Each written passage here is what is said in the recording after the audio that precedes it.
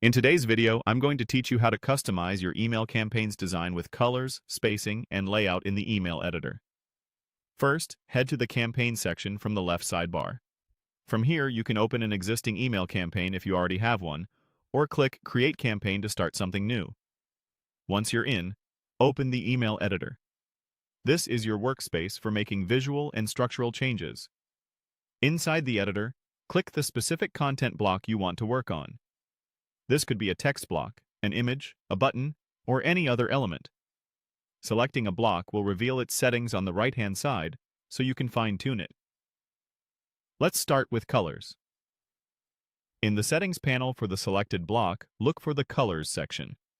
Find the block background color picker and click it. You can choose from the palette or enter a specific hex code if you're matching brand colors. As soon as you pick a new color, the block's background will update automatically, so you can see the effect right away.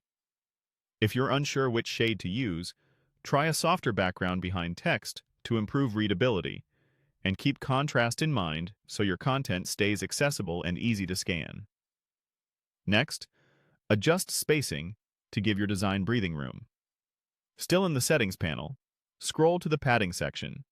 You'll see top, bottom, left, and right fields.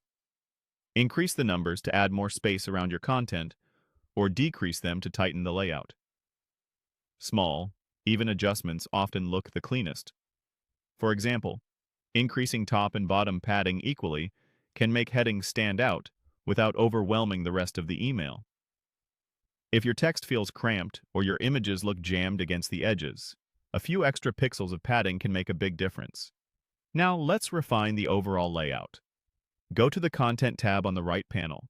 Here you can drag layout blocks such as columns, image, text, or button directly into the email canvas. Drop them exactly where you want them to appear. To reorder, simply drag any block up or down until you see the placement indicator, then release.